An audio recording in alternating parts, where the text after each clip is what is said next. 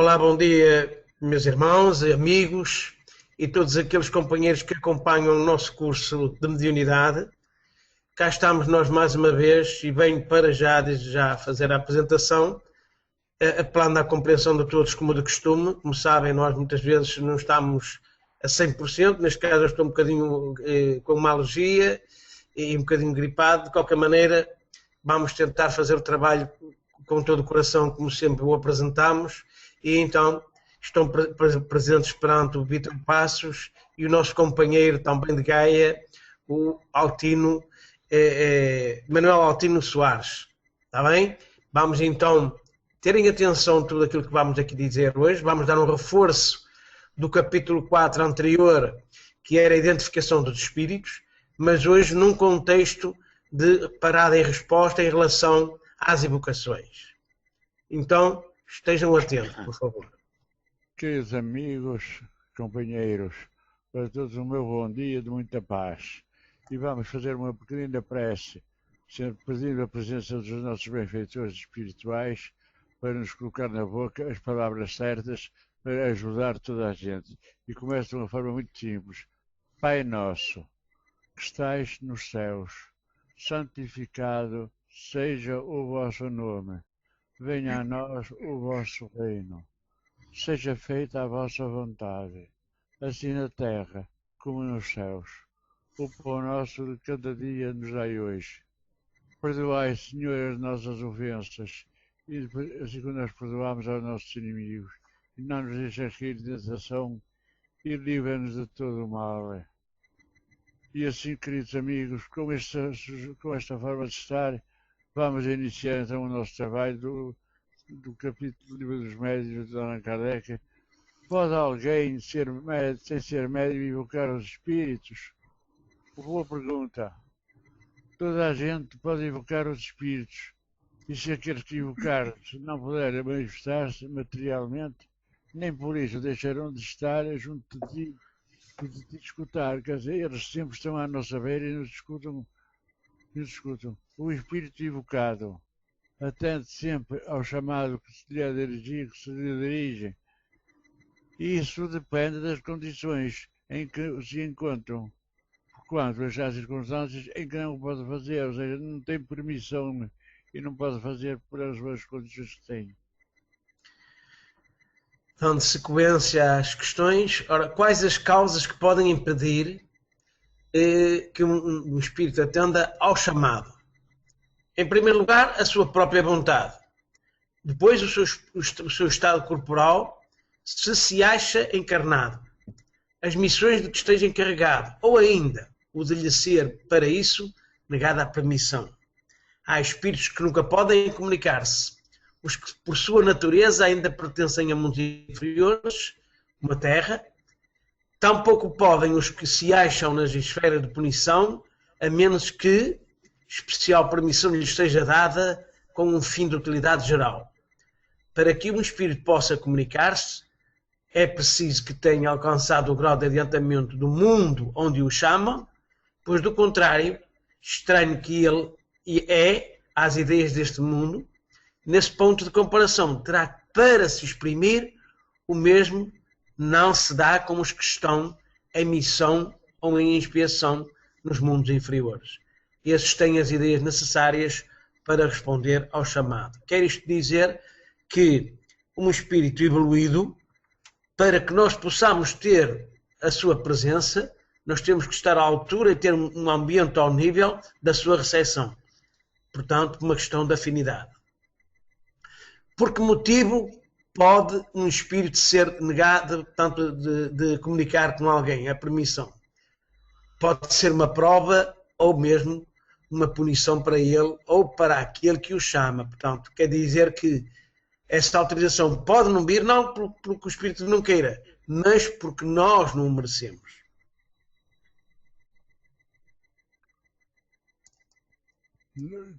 Como podem os espíritos dispersos pelo espaço ou pelos diferentes mundos, ouvir as invocações que lhes são dirigidas de todos os planos dos pontos do universo? Boa pergunta, com uma resposta muito simples, mas muito objetiva. Muitas vezes são prevenidos pelos espíritos familiares que vos cercam e que vos procuram, que vos vão procurar. Porém, aqui se passa a ser um fenómeno difícil de vos ser explicado, porque ainda não podeis compreender o modo de transmissão do pensamento entre os espíritos. O que te posso afirmar é que o espírito evocado, por muito afastado que esteja, recebe, por assim dizer, o choque do pensamento como uma espécie de comoção elétrica que chama a atenção para todo lado de onde vem o pensamento que o dirige. Pode dizer-se que ele ouve o pensamento como se a Terra, como na Terra ouve a voz. Quer dizer, acrescentando, se o fluido universal, o veículo do pensamento, como o é assim, sim, com a diferença de que o som não pode fazer-se ouvir senão dentro de um espaço muito limitado, enquanto que o pensamento alcança o infinito. O espírito do além é como o viajante que, em meio de uma vasta planície, ouvindo pronunciar o seu nome, se dirige para o lado onde o chamam. Então sabemos que as distâncias nada são para os espíritos. Contudo, a causa espanto ver que se respondem prontamente ao chamado como se estivessem muito perto. É verdade, porque é com efeito, às vezes o estão.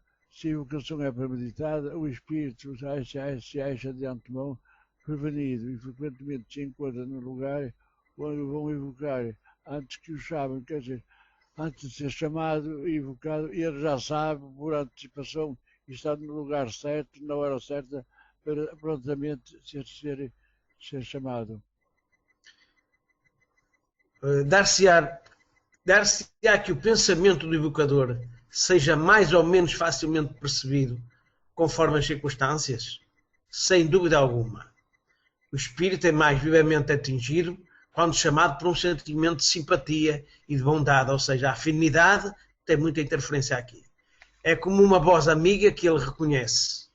A não se dar isso, acontece com uma frequência que a evocação não tem nenhum efeito, portanto, não produz nenhum efeito. O pensamento que se desprende da evocação toca o espírito. Se é mal dirigido, perde-se no vácuo.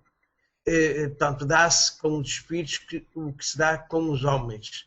Se aquele que nos chama lhes é indiferente ou antipático, podem ouvi-lo, porém, as mais das vezes não os atendem.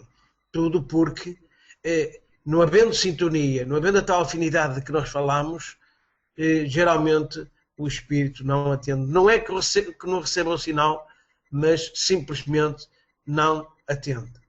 O espírito evocado bem espontaneamente ou bem constrangido. Ora bem, obedece à vontade de Deus, isto é, à lei geral que rege o universo.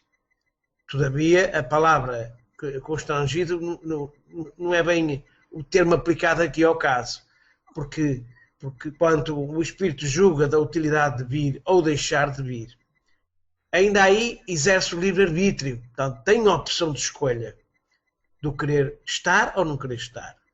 Ninguém é obrigado. O espírito superior vem sempre que chamado com um fim útil.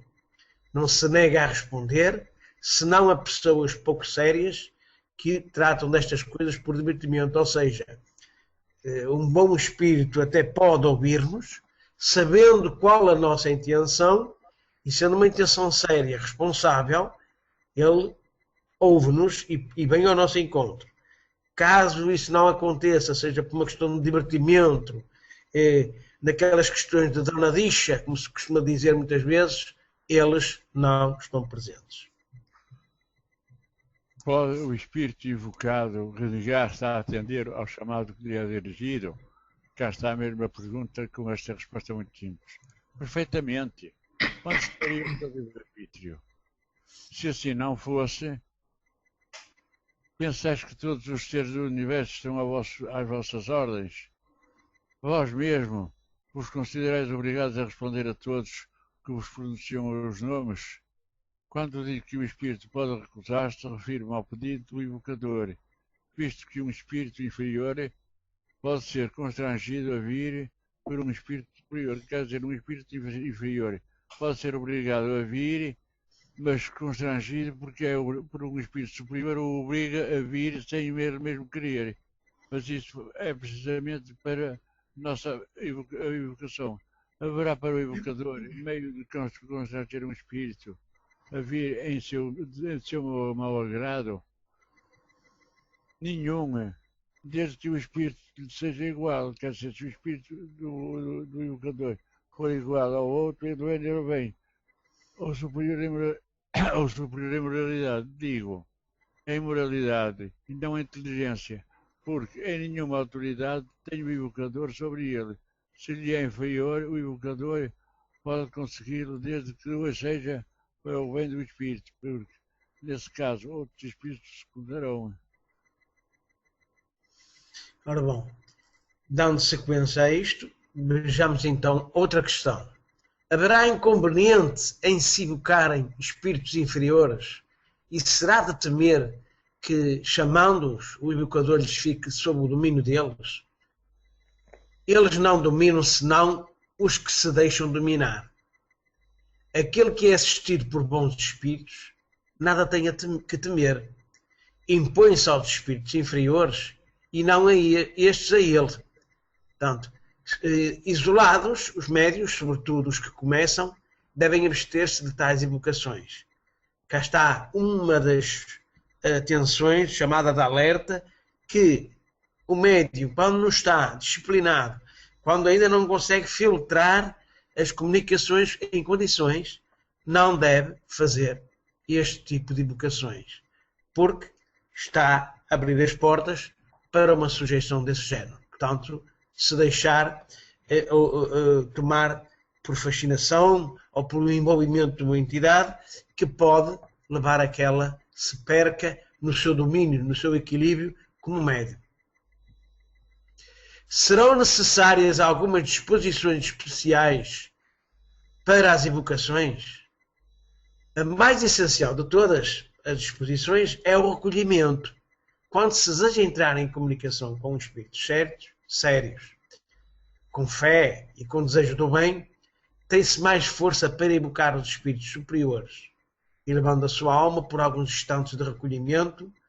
Quando da evocação, o evocador se identifica com os bons espíritos e os dispõe a virem. Ora, quer isto dizer, o ambiente que deve ser criado é um ambiente de harmonização, de paz, de serenidade, de amor e de respeito enorme perante o chamado e também, ao mesmo tempo, tal como se faz em qualquer trabalho espiritual, com orientação de uma prece para que se possa criar o tal estágio de restabelecimento fluídico que possa permitir essa aproximação. Tudo isso é muito importante para que a evocação seja realmente conseguida e para isso também temos que fazer esta pergunta. Para as evocações é preciso ter fé? A fé em Deus, sim, mas para o mais a fé virá. Se desejares o bem e tiveres o propósito de vos instruir. Quer dizer, a fé é necessária, mas mais importante que a fé que virá é desejarmos oferir o bem para nós próprios e instruir-nos. Reunidos em comunhão de pensamento e de intenções, dispõem os homens de mais poder para evocar os espíritos. Quando estão reunidos pela caridade e para o bem, grandes coisas alcançam. Nada mais prejudicial ao resultado das evocações do que as divergências de ideias. Quer dizer, quando tudo está certinho, em comunhão, unido pelo mesmo pensamento, é tudo fácil. Quando há divergências de ideias, divergências de pensamentos, é muito mais difícil e às vezes nem acontece haver evocação. Exatamente, bom amigo. Ora, portanto, será conveniente a precaução de se formar cadeia, dando-se todas as mãos durante alguns minutos antes de começar a reunião? Ora bem, Sim. A cadeia é o meio material Material só. que nos estabelece entre nós a união. Se esta não existe nos pensamentos. Portanto, o importante Qual é o será pensamento? é exatamente a relação de pensamento. Portanto, mais conveniente do que isso é unirem-se todos em pensamento comum, chamando cada um de seu lado os bons espíritos. Não imaginais o que se pode obter numa reunião séria, de onde se haja banido todo o sentimento de orgulho e de personalismo e onde reine perfeito ou de mútua cordialidade. Basta, sim, é ter um pensamento em uníssono, ou seja, que seja por todos com a mesma identidade, com a mesma vontade. E não as mãos. As mãos é um meio que as pessoas utilizam da aproximação. Mas É com a vestimenta. exatamente, Altino. Portanto, é mais um meio só como um ritual, não é? Porque no fundo o que importa é o pensamento. E se todos estiverem com o mesmo pensamento, com o mesmo sentido, com a mesma vontade, com a mesma fé e o mesmo querer, com toda a certeza que o trabalho vai discorrer com muita fluidez e os bons espíritos vão estar lá presentes. Agora, são preferíveis as evocações em dias e horas determinados. Ora bem, aqui já é outra questão. É lógico que é importante que, quando estamos em trabalho, principalmente, ele seja assim, ou seja, sim, é preferível que essas evocações sejam feitas, se possível, no mesmo lugar. Os espíritos aí ocorrem com mais satisfação. Porquê? É muito fácil, porque sabem do ambiente que se trata, do espaço a que se destina, para que se destina a intenção da evocação e, ao mesmo tempo, da vontade dos que dela participam. Portanto, o desejo constante que temos é que auxilie os espíritos a se porem em comunicação connosco. Portanto, eles têm ocupações que não podem deixar de improviso para a satisfação vossa pessoal. Portanto, nós não podemos pensar que eles têm que estar sempre livres a todas as horas para nós os podemos evocar a qualquer hora. Não. Exato, não. Portanto, daí a importância da hora e o espaço em que se é chamado ser sempre dentro do mesmo contexto, dentro do mesmo espaço e da hora. Porque assim eles sabem que àquela hora têm uma determinada tarefa e estarão preparados para estarem presentes. Portanto, digo, no mesmo lugar, mas portanto, não julgueis que isso que tem que constituir uma obrigação absoluta, porquanto os espíritos vão a toda a parte, certo?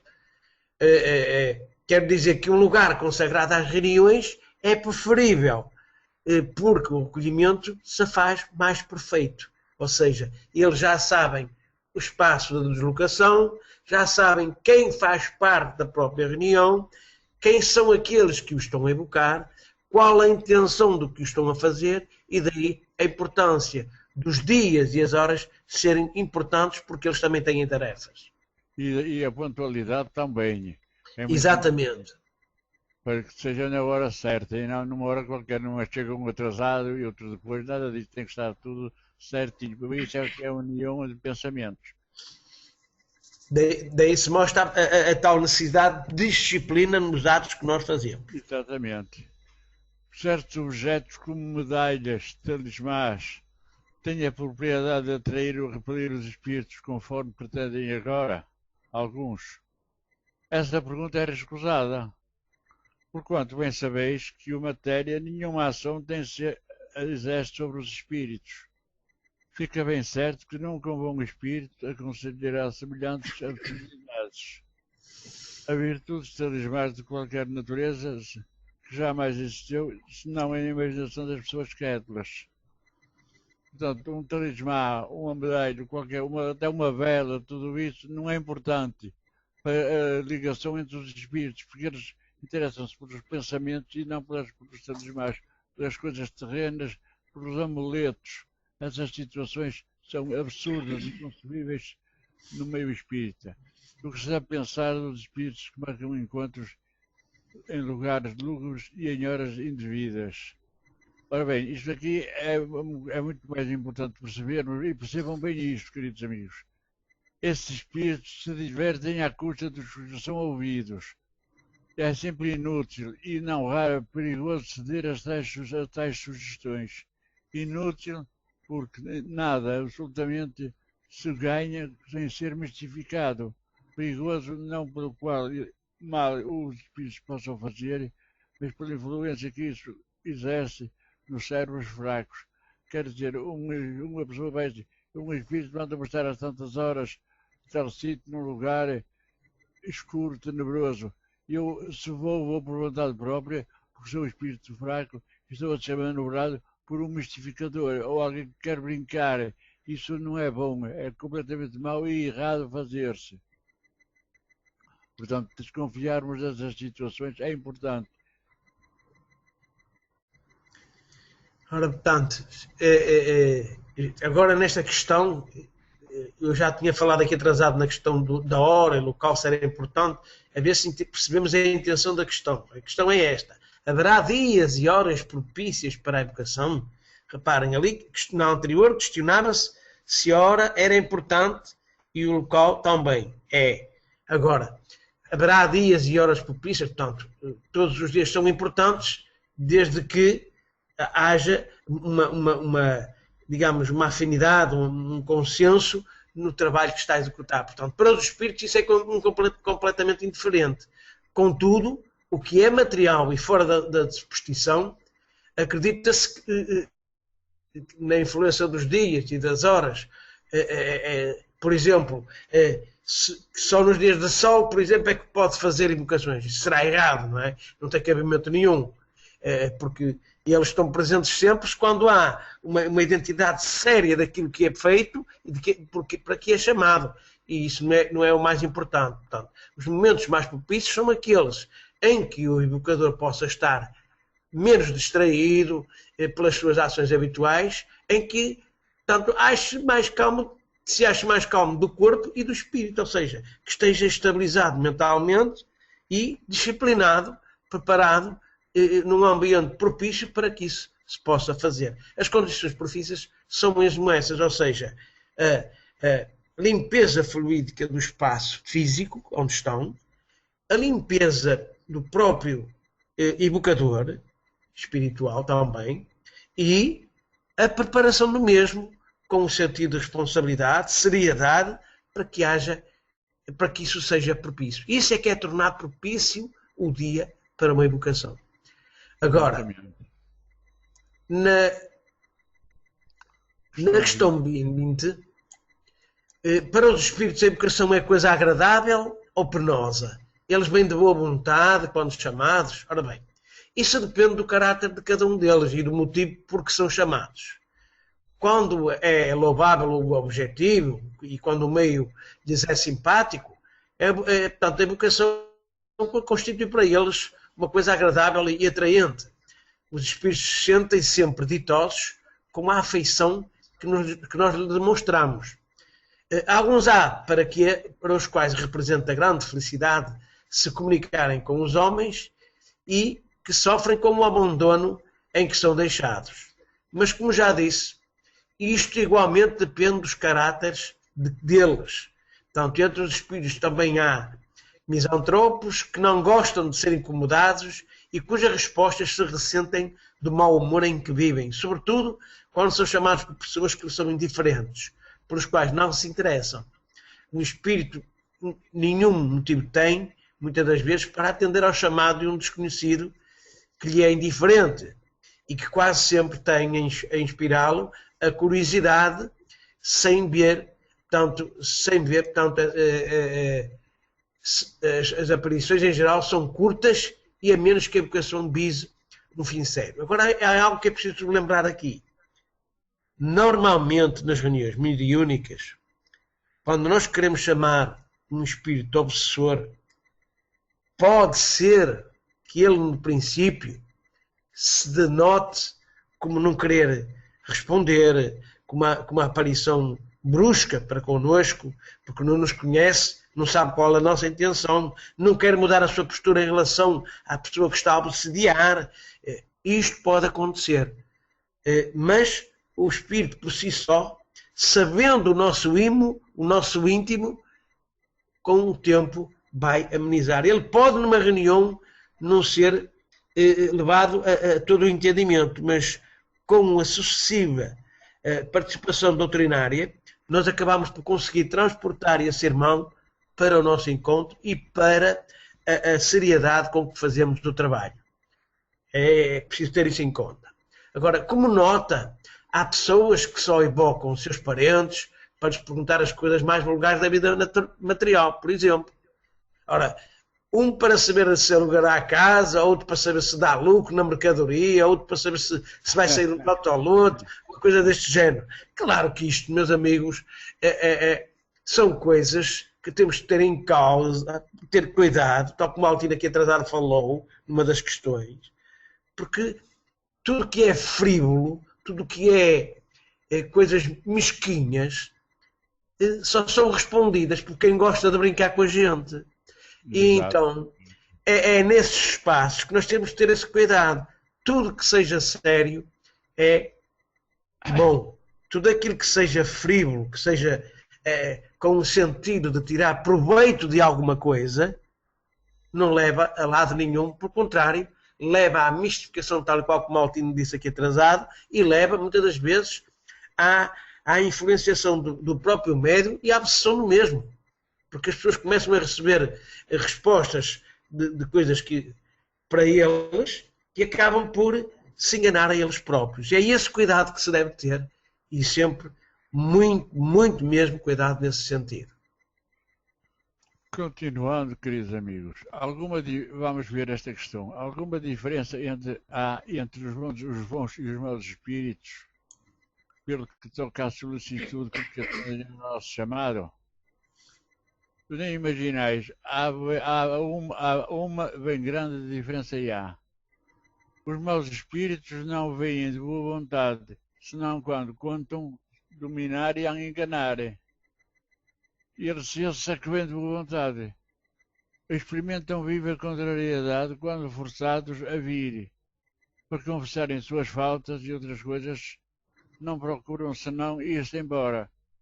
Como o colegial, que quem se chama para arrependê-los. Que, como disse há bocado o Vítor, quer dizer, aqueles que são maus espíritos, bem com imperfeições, procuram sempre manter a força e que não se quer deixar dominar. Podem isso ser constrangidos por espíritos superiores, como castigo e para a instrução dos encarnados. A evocação é penosa para os bons espíritos, quando são chamados inutilmente para a futilidade. Então, ou não vêm, ou vêm ou se retiram logo. Quer dizer, se houver uma futilidade, vou-te logo embora. Podeis dizer que, em princípio, os espíritos, quaisquer que eles sejam, não gostam exatamente como vós de servir de distração a curiosos. Frequentemente, outro fim não tendes, evocando um espírito, senão ou sem ver o que ele vos dirá, ou interrogar sobre as particularidades da sua vida, que ele não deseja dar-vos a conhecer, porque nenhum motivo de bem para vos fazer confidências. Julgais que ele se vai colocar na berlinda somente para vos dar prazer? Desenganai-vos. Ele é que não faria em vida, não fará tão pouco em espírito. Quer dizer, se ele não fazia em vida, em espírito ainda muito menos. Então temos essa nota. A experiência, quando feita a prova com que a evocação é sempre agradável aos espíritos, quando feita com um fim sério e útil. Os bons vêm pesarosamente instruir-os e os que sofrem encontram alívio da simpatia que lhes demonstra. Como conhecemos, ficam satisfeitos, sem nos saberem lembrados. Os levianos gostam de ser evocados pelas pessoas frívolas, porque isso lhes proporciona ensejo a se divertirem à custa deles. Sentem-se pouco à vontade com pessoas graves, sérias, honestas. Para se manifestar, tem sempre os espíritos necessidade de ser evocados? Não. Frequentemente, eles apresentam-se sem ser chamados, o que prova que vêm de boa vontade. Quando eles são chamados sem evocação, vêm de boa vontade, já estão preparados e à nossa espera. É muito importante esta parte.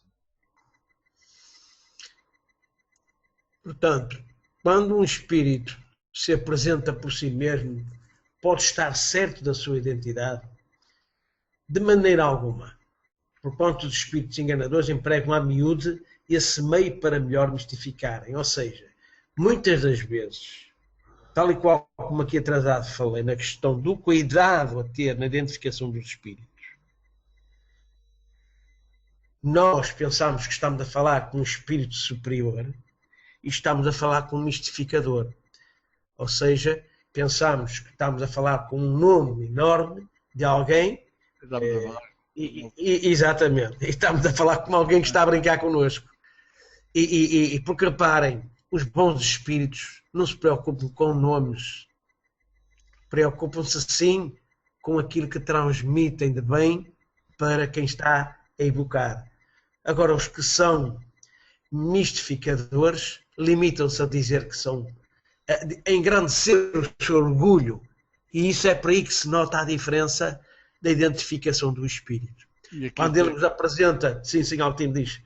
E aqui se nota aquela situação de que muita gente de ouvir um espírito tal, fulano, cicano, beltrano, esse é que é um bom espírito, é completamente mentira, está a ser ludibriado, está a ser mistificado. É preciso ter cuidado com essa situação. Exatamente, e é uma das formas que nós temos para identificar, porque geralmente um bom espírito apresenta-se com humildade, não apresenta nomes da ribalta, e a sua própria mensagem é fluida, é simples, humilde, e transporta sempre um contexto de generalidade, e nunca vinculando um espaço só ou apontando determinada situação. Não critica, não retalia, no fundo apresenta-se sempre de forma humilde. É esta a diferença enorme que temos de ter em conta. Agora, quando se evoca pelo pensamento do espírito de uma pessoa, esse espírito vem, ainda mesmo que não haja uma manifestação escrita ou de outro modo, bom, a escrita é o meio material para o espírito de atestar a sua presença. Mas o pensamento é que o atrai e não o facto da escrita. Portanto, o Altino já disse aqui atrasado também numa das questões e falou muito bem nisso. O que nos une é a mente. Aí é que está a força da comunicação, da evocação. Porque a mente é que nos aproxima. Agora, não é a escrita, porque a escrita é algo físico, não é? Agora, o que nos aproxima é a mensagem, é no fundo a mente que nos aproxima. Então, quer dizer com isso, quando um espírito inferior pode-se obrigá-lo a retirar-se quando ele vem? Sim, não se lhe dando atenção. Mas como quereis que se retire quando vos diverteis com as suas surpresas? Os espíritos inferiores se ligam aos que escutam com complacência todos os tolos entre vós. Quer dizer, a gente quer mandá-lo embora, mas ao mesmo tempo ri-se e brinca com ele, e ele não vai, fica lá na mesma. Estamos a ser ludibriados. A invocação feita em nome de Deus é uma garantia também dos nossos espíritos. A invocação feita em nome de Deus é uma garantia da influência dos nossos espíritos. O nome de Deus não constitui feio para todos os espíritos, mas contém muitos deles. Por esse meio sempre afastareis alguns, e muitos mais afastareis, se ele for feito com fundo de coração, não como fórmula banal. Quer dizer, eu dizer, o Espírito de Deus, para que um Espírito venha, isso não, por vezes não quer dizer nada. Se o fazemos de forma inconsciente, de forma leviana e sem aquela densidade espiritual que é preciso ter de respeito e de amor para com os outros. Agora temos outra questão. Poder-se-á evocar nominativamente muitos espíritos ao mesmo tempo? Não há nisso dificuldade alguma. Se tivéssemos 3 ou 4 mãos para escrever, ou 4, exatamente, o mesmo número de espíritos apareceriam para responder ao mesmo tempo. Portanto, é o que ocorre quando se dispõe de muitos médios. Exemplo, por exemplo, também num trabalho de doutrinação, pode acontecer que nós estamos a trabalhar com 3 médios, por exemplo, e com 3 doutrinadores. A priori, o caso que está a ser tratado, há mais do que uma entidade, há 2 ou 3, então todas as 3 podem se predispor a trazer algo no contexto da ajuda que se está a querer fazer. E, portanto, aparecem os três na mesma. Portanto, não há tanto dificuldade alguma nessa situação. O que importa é que haja médios para que eles possam comunicar-se. Exatamente. E doutrinadores. Exatamente. Agora, quando muitos espíritos são invocados simultaneamente, não havendo mais de um médium, qual o que responde? Digamos que um deles responde por todos e exprime o pensamento coletivo. É assim que se faz. É o porta-voz. Exatamente. Eu dou um exemplo flagrante. Vocês não imaginam, com toda a certeza, aqueles que não estão bem dentro dos parâmetros do que é o espiritismo, que, por exemplo, quando nós estamos a falar com uma entidade, um espírito desencarnado, que está a ser doutrinado, que é apenas a mensagem que está a ser trocada entre um e outro, que é só para ele. É um engano.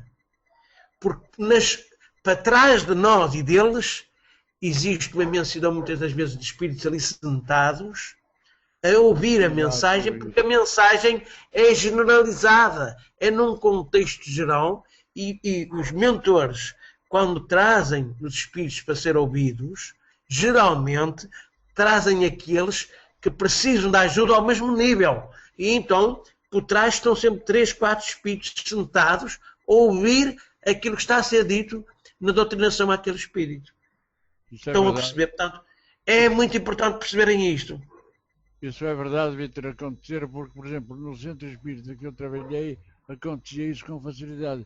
Eles até preparam-nos com antecedência, colocam-nos lá para depois a mensagem ser passada de forma agradável e todos escutarem a mesma mensagem. Exatamente. Inclusive, reforçando isto, nos dias de esclarecimento, quando há palestras, esses mesmos espíritos são levados a estar presentes para ouvir a mensagem que está a ser transmitida. Como bem... É uma espécie de doutrinação. Exatamente. Portanto, é tão fácil como isto e este entendimento. Agora, poderia o mesmo espírito comunicar-se simultaneamente durante uma sessão por 2 médios diferentes? Tão facilmente quanto entre vós os que ditam várias cartas ao mesmo tempo. Ou seja, digamos, claro que podem, porque, reparem, eu posso fazer agora uma carta para uma pessoa, como posso mandar um e-mail, por exemplo, para 10 pessoas, hoje em dia usando a parte digital, não é? E portanto, é possível fazer isso. Portanto, tão facilmente entre vós o que ditam várias cartas ao mesmo tempo, quer dizer, vimos um espírito responder servindo-se de 2 médios ao mesmo tempo às perguntas que lhe eram dirigidas. Por um francês, por exemplo, por outro em inglês. Portanto, aqueles que são poliglotas podem fazer isso. Podem ter médios de linguagem diferente e eles obtêm respostas nas linguagens diferentes também, porque são poliglotas. Portanto, no fundo, os 2 espíritos evocados simultaneamente por 2 médios podem travar entre si uma conversação, sem que este modo de comunicação lhes seja necessário. Ora, pois que reciprocamente um lê o pensamento do outro e, portanto, eles se prestam a isso. Algumas vezes para a nossa instrução. Porque é importante percebermos isso.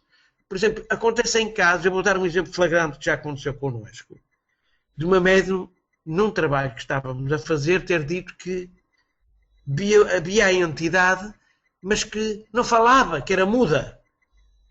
Mas isso não é possível. Portanto, ele era mudo na vivência aqui na Terra. Ele, do outro lado, pode falar normalmente. Ele mostra-se como mudo, mas ele tem a percepção de poder transmitir a mensagem na mesma, porque ele já está liberto do corpo, que lhe impedia que pudesse soletrar a sua comunicação. E então tivemos que esclarecer a médium para continuar a manifestação de contacto com a entidade, para poderem terem recepção a isso. E, portanto, é transmitida a mensagem na mesma. Se são espíritos inferiores que ainda não estão imbuídos em paixões terrenas e ideias corpóreas, pode acontecer que disputem-se até com palavras pesadas uns com os outros. Mas isso depende muito da postura digamos, do filtro que o próprio médium faz. Exatamente. Então, continuando, vamos ver. Pode o espírito, simultaneamente evocado em muitos pontos, responder ao mesmo tempo às perguntas que lhe são dirigidas? Pode, se for um espírito elevado.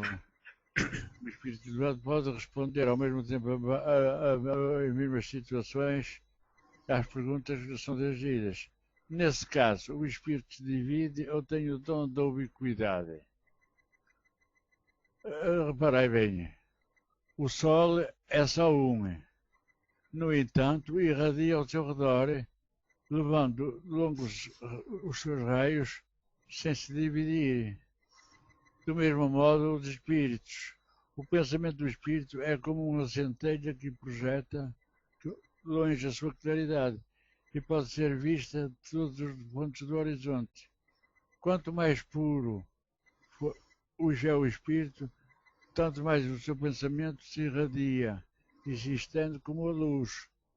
Os espíritos inferiores são muito materiais, não podem senão responder senão a uma única pessoa de cada vez, nem viram lugar se são chamados para outro. Um espírito superior, chamado ao mesmo tempo em diversos pontos, responderá a ambas as invocações, se forem ambas sérias e fervorosas. No caso contrário, dá preferência à mais séria. Nota. É o que sucede com um homem que, sem mudar de lugar, pode transmitir o seu pensamento por meio de sinais perceptivos em diferentes textos e lugares. Numa sessão de sociedade espírita para as ciências e estudos espíritas, no qual foi discutida a questão da ubiquidade, um espírito ditou espontaneamente a comunicação seguinte: inquirirei desta noite qual é a hierarquia dos espíritos no tocante à ubiquidade. Comparai-vos a um aerostato, que se eleva pouco a pouco nos ares. Enquanto ele reseja na terra, só os que estão dentro de um pequeno círculo o podem perceber. À medida que se eleva, o círculo se alarga e ele, chegando a certa altura, se torna visível a uma infinidade de pessoas. É o que se dá connosco. O mau espírito ainda tem de estar preso à terra, permanece num círculo restrito. Entretanto, as pessoas que o veem subem na graça, melhora-se e pode conversar com muitas pessoas. Quando se acha um determinado espírito superior, pode irradiar como uma luz de sol, mostrando muitas pessoas e muitos lugares ao mesmo tempo. Esta mensagem é de Chanino. Podem ser evocados os espíritos, os que iam terminar determinada série das suas encarnações? Claro que podem, mas muito raramente atenderão. Eles só se comunicam com os de coração puro e sincero e não com os orgulhosos e egoístas.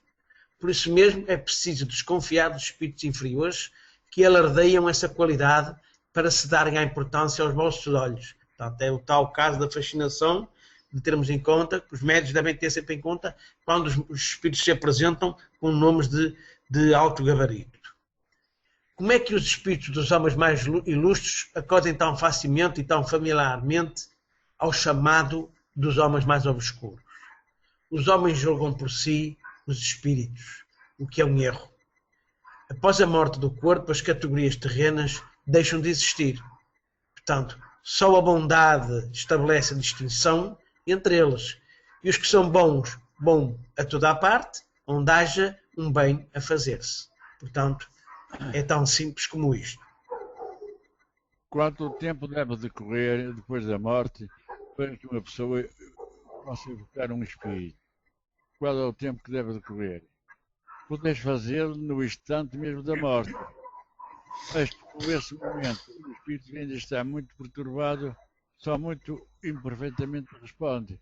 Quer dizer, é como quem sai de um sono e está ainda meio perturbado e não responde bem.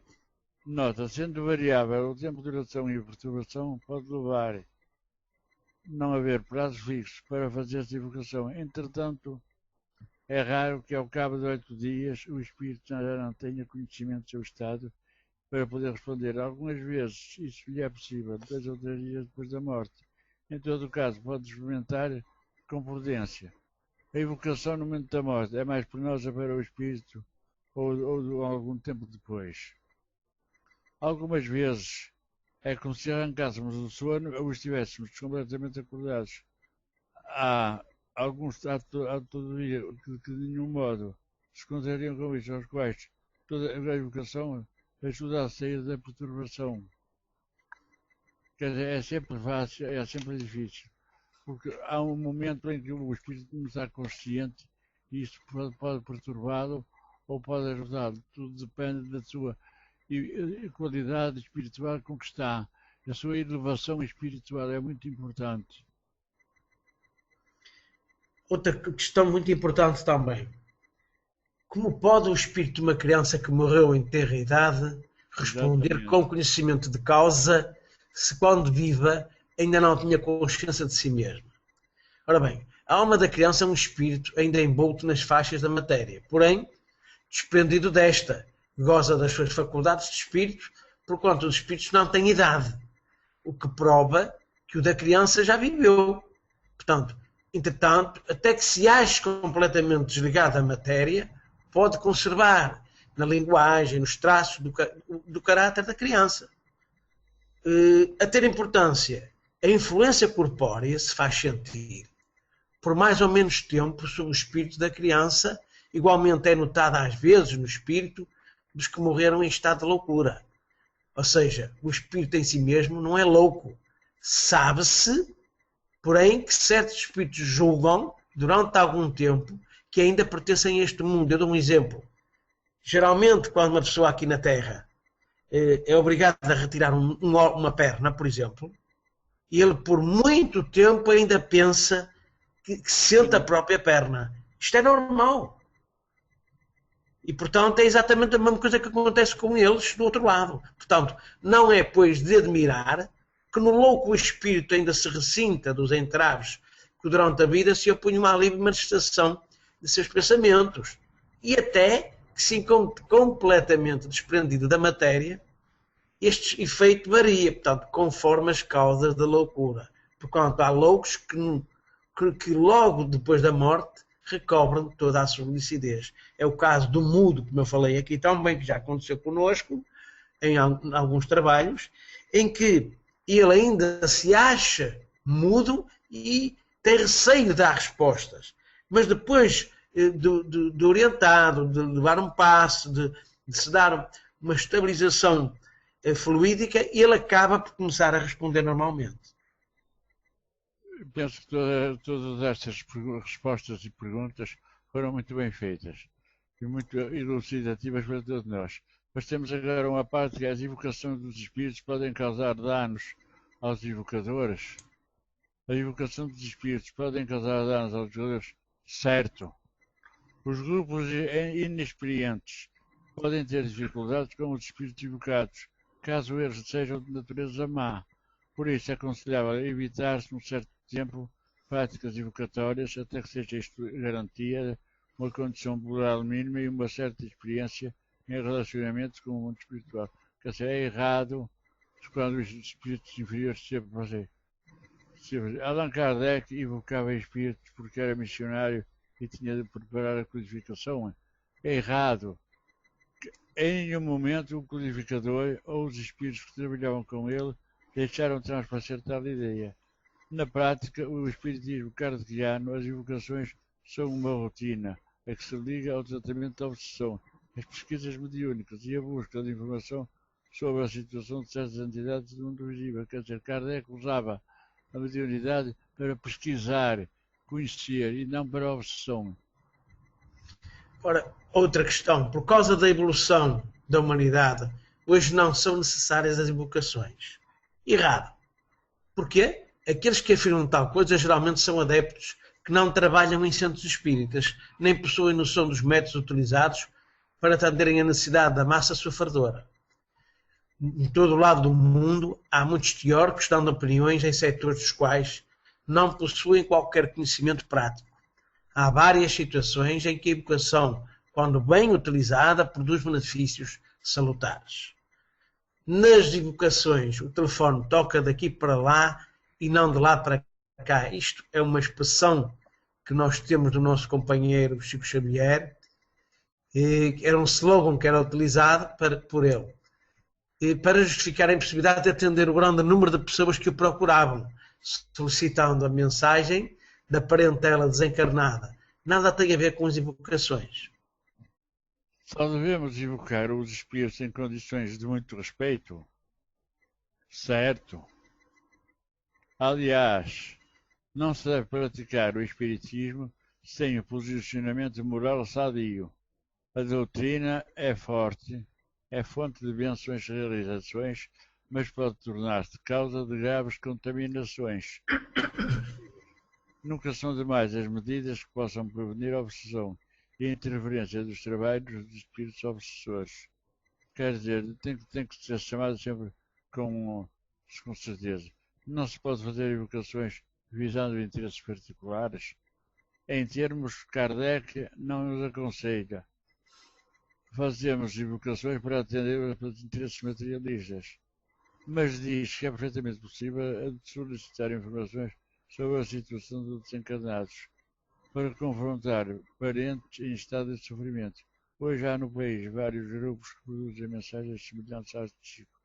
Exageros à parte, é mais um serviço que a doutrina presta, no sentido de confortar e esclarecer quem sofre, apenas isso. Não precisamos fazer invocação oral, porque nós já fazemos mentalmente. Errado. Errado. Este raciocínio simplista que não encontra fundamento na codificação. Portanto, ninguém pode ter a certeza que o pensamento de alguém seja capaz de gerar a condição vibratória e moral para que o evocado atenda esse seu desejo. Kardec mostra que em alguns casos essa evocação mental acontece, mas não se trata de uma regra geral. Ele aconselha, inclusive, que se evoque com muito fervor para que a manifestação aconteça. Muito bem? É importante isto. Há fatores que devem ser levados em consideração para o sucesso das evocações. Certo, são eles a condição moral da pessoa ou grupo que evoca, o local onde ela evoca e a finalidade da evocação, alguém sem a condição moral mínima para realizar trabalhos práticos pode sofrer influência de espíritos menos esclarecidos ou galhofeiros. Haverá menos possibilidade com espíritos melhorados. Portanto, nós já tínhamos falado isto nas questões, o cuidado de ter sempre o ambiente a ser criado para uma melhor recepção de bons espíritos. Os espíritos podem não atender ao nosso chamado? Certo. Existem duas causas para um espírito não atender à evocação. Uma delas se prende com a sua própria situação no plano invisível. Ele pode estar ocupado com alguma missão e tarefa. Pode estar encarnado ou simplesmente não se desejar manifestar. Outra coisa, prende os evocadores. A condição do evocador pode não ser ideal. E o meio onde está sendo feita a evocação é inadequado, com uma finalidade fútil. Quer dizer que a evocação pode não se fazer porque não há condições precisas para ser feita. Para as evocações são necessários médios especiais. Em termos, a teoria do livro dos médios explica que para respostas precisas são necessários médios positivos. Mas eles são muito raros. Mas para se atender às evocações basta que contemos com médiums flexíveis, mais facilmente encontrados. Em termos práticos, o já se sabe é que deve haver uma certa afinidade fluídica entre o espírito e o médium. A condição de um médium permite que ele atenda manifestações que variam dentro de uma determinada faixa. Alguns deles, por um posicionamento mental inadequado ou por uma causa das suas características da personalidade. Tenta perceber que um tipo de desencarnado. O codificador mostra que esta não é uma situação normal. Uma equipa de 5 ou 6 médios educados oferece possibilidade para se realizar quase todos os tipos de evocações, menos as respostas precisas. Se o Chico Xavier é um médio positivo, não se presta a este tipo de atividade.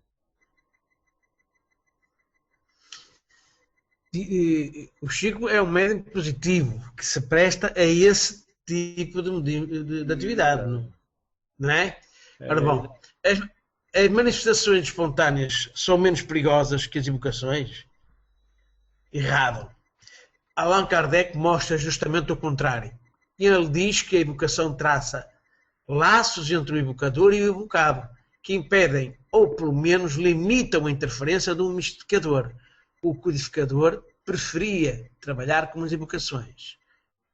Allan Kardec desprezava manifestações espontâneas porque elas não tinham valor de autenticidade. Errado. Allan Kardec dizia que os grupos deveriam trabalhar com os dois métodos, pois deixar de praticar um deles só traria desvantagens para a sociedade. Portanto, há belas coisas que se conseguem com as comunicações livres e outras que não se pode fazer sem as evocações. Uma sociedade madura trabalha com a espontaneidade das comunicações e utiliza as evocações quando são necessárias. Não é sempre, nem é sempre que os espíritos estão às nossas ordens. Certo. A liberdade de evocar os espíritos não quer dizer que eles sejam às nossas ordens. Devemos fazer as evocações nominais com humildade, sem nada exigir. Não temos domínio sobre o mundo invisível, que, mal grado nosso, tem suas próprias leis. Evocamos nominalmente e aguardamos a ação aos instrutores espirituais. Se o espírito não vier, deve ter havido um motivo justo para isso. Se a equipe quiser saber a causa, amigos invisíveis esclarece. Bem tolo seria aquele que irradiasse ter os espíritos sob o seu jugo. A superioridade moral é imprescindível para as evocações? Certo, é muito importante. A superioridade moral não significa um estado de santidade. Mas é preciso sermos moralmente, ou menos melhores que os homens comuns. De outro modo, não haverá autoridade para falar com espíritos. Essa condição não é necessária, não só para as práticas evocativas, mas também de relevante importância no relacionamento com as manifestações espontâneas, que o público encarnado, etc. A moral é fator preponderante no sucesso das atividades espíritas. A moral é muito importante para um médium receber espíritos bons e ser bem ajudado. Emmanuel proibiu as evocações? Errado. Ninguém disse que ele proibiu as evocações. O que os estudos mostraram é que a sua opinião, embora respeitável, contraria as instruções da codificação e o que o próprio Kardec pensava sobre o assunto.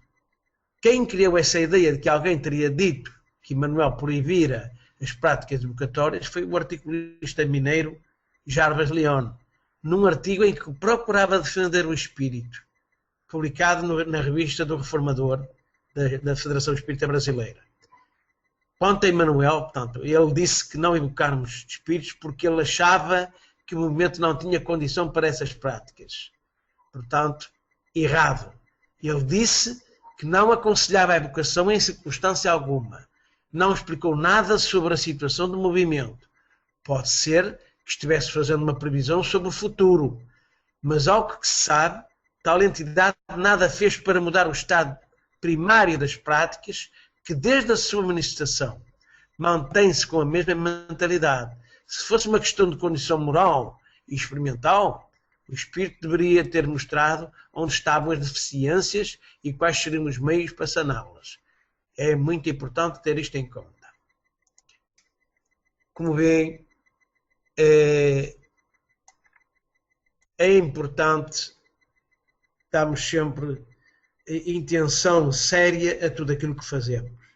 E como nós estamos aqui nesse sentido, não quero deixar de agradecer ao Altino mais uma vez a sua prestosa colaboração neste trabalho que estamos a fazer e, como sempre, estando feitas todas as respostas às questões para a semana, continuaremos no mesmo horário e dentro do possível, se as circunstâncias nos ajudarem a que isso aconteça. Como sabem, os meios digitais muitas das vezes levam-nos a que não consigamos fazer as transmissões. No entanto, não quero deixar desde já de agradecer ao Pai, a Jesus, nosso Mestre, a oportunidade de que tudo tenha corrido bem, que tenhamos conseguido a ligação e que este espaço em que procuramos partilhar com amor e carinho este trabalho seja sempre uma porta aberta para todos vocês. Eu vou deixar primeiro uma palavra para o Altino e depois farei o fecho. Queridos amigos, eu queria agradecer a vossa paciência em nos escutarem. Às vezes as coisas não saem muito bem conforme eu quero, até devido à minha circunstância, mas peço-vos desculpa por tudo isso e procuro.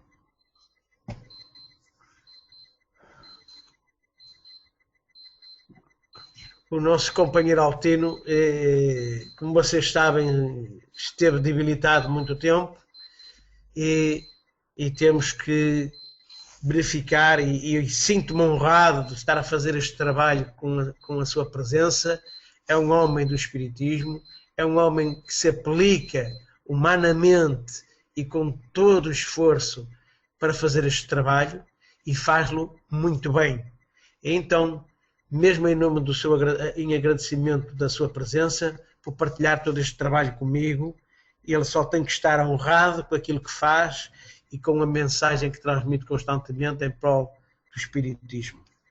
Para terminarmos hoje, e com um grande abraço a todos aqueles que nos ouvem, não deixem de colocar as questões para os e-mails para mim, Vítor Passi, e para o nosso companheiro Altino.